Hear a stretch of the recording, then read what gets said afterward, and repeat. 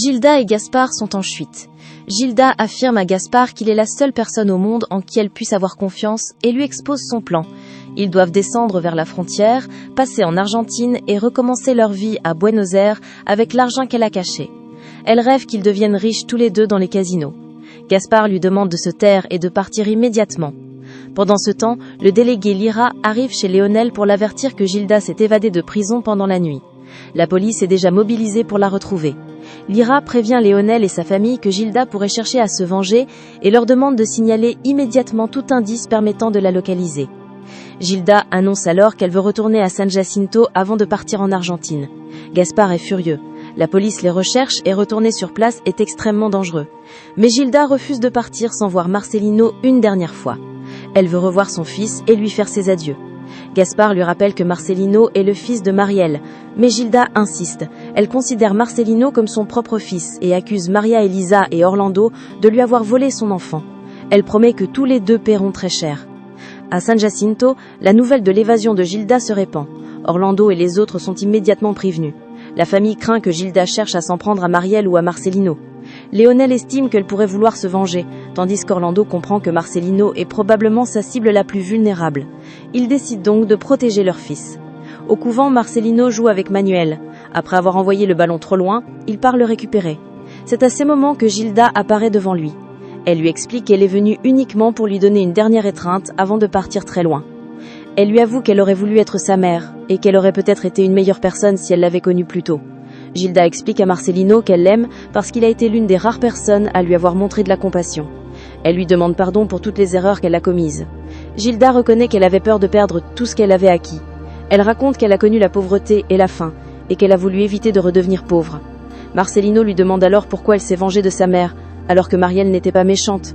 Gilda reconnaît que ses actes ont empêché Marcelino de connaître sa véritable mère pendant longtemps.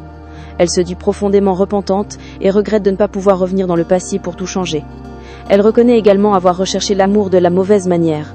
Elle croyait qu'en faisant tout ce qu'elle faisait, elle finirait par être aimée, mais elle n'a jamais connu un amour véritable. Marcelino lui rappelle que l'amour se gagne en donnant de l'amour. Gilda admet qu'il a raison. Elle explique cependant qu'une chose ne lui fait pas regret, tout ce qu'elle a fait pour devenir sa mère. Au début, elle voulait seulement provoquer Marielle et pouvoir épouser le père de Marcelino, mais elle a fini par s'attacher sincèrement à l'enfant. Marcelino a réveillé en elle un amour réel et profond, même si elle n'a jamais appris à donner correctement cet amour. Gilda pense alors à son propre passé et regrette de ne pas avoir eu quelqu'un comme Léonel pour lui apprendre à être une bonne personne. Elle dit à Marcelino qu'elle a compris trop tard ce qu'elle aurait dû faire. Pendant ce temps, Marielle et Orlando arrivent au couvent après avoir appris que Gilda s'est évadée. Ils découvrent que Marcelino était avec elle. Marielle panique et refuse de laisser son fils entre les mains de Gilda. Orlando lui demande de rester prudente car Gilda pourrait être armée. Gilda demande une dernière fois à Marcelino de lui donner une étreinte. L'enfant accepte et lui donne un câlin. Gilda est profondément émue et lui dit qu'il s'agit du meilleur câlin qu'on lui ait jamais donné. Elle lui répète qu'elle l'aime et promet d'essayer de devenir une meilleure personne en pensant toujours à lui. La police arrive au même moment. Gilda entend l'agitation et rejoint Gaspard. Marielle tente de protéger Marcelino, mais celui-ci est finalement récupéré sain et sauf. Marielle serre son fils dans ses bras, soulagée de le retrouver. Gilda et Gaspard remontent dans leur voiture et prennent la fuite. La police les poursuit. Gaspard reproche à Gilda son insistance à retourner voir Marcelino, estimant que cette décision risque de les conduire directement en prison. Gilda refuse cependant de se rendre. Elle ne veut pas passer le reste de sa vie derrière les barreaux. La poursuite s'intensifie, la police les rattrape progressivement et leur barre finalement la route. Les policiers ordonnent à Gilda et Gaspard de sortir de la voiture, les mains en l'air. Gilda refuse de se rendre. Elle demande à Gaspard s'il l'aime réellement. Gaspard lui répond qu'elle est le seul amour de sa vie. Gilda semble alors accepter son destin. Après les événements, le frère Severo évoque la situation avec Donna Candida. Celle-ci s'interroge sur le sort de l'âme de Gaspard et sur la possibilité qu'il trouve le salut. Le frère explique que la justice divine n'est pas identique à celle des hommes et que la miséricorde de Dieu est infinie, particulièrement lorsqu'une mère pleure pour son enfant. Donna Candida prie alors pour que Gilda repose en paix et trouve enfin le pardon et l'amour qu'elle avait toujours recherché. Plus tard, l'histoire se poursuit dans une ambiance beaucoup plus heureuse. Livia arrive et retrouve plusieurs connaissances. Elle explique qu'elle est venue pour le mariage de Marielle et du docteur Orlando. Elle apprend également qu'Albuquerque est hospitalisé et que son état s'est aggravé alors qu'il était recherché par la police.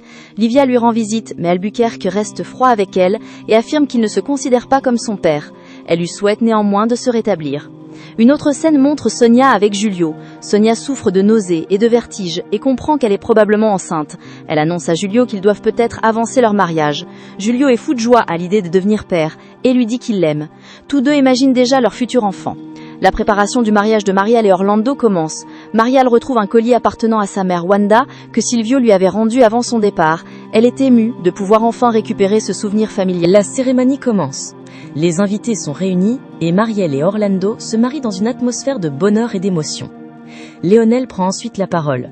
Il remercie les personnes du couvent pour tout ce qu'elles ont fait pour Marcelino pendant l'absence de Maria Elisa et d'Orlando.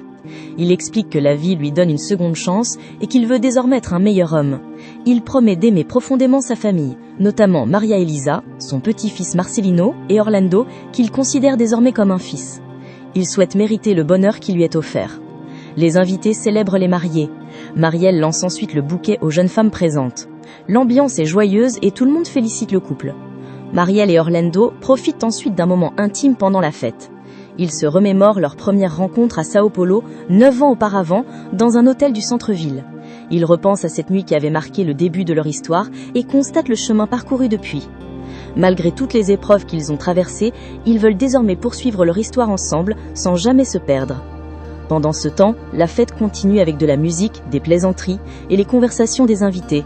L'ambiance est particulièrement heureuse après toutes les épreuves vécues par la famille.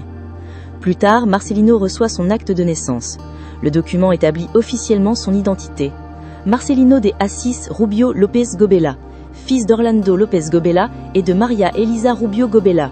Ses grands-parents paternels sont Virgilio López Gobela et Maria Marta López Gobela, tandis que ses grands-parents maternels sont Léonel Rubio et Maria Eugenia Rubio.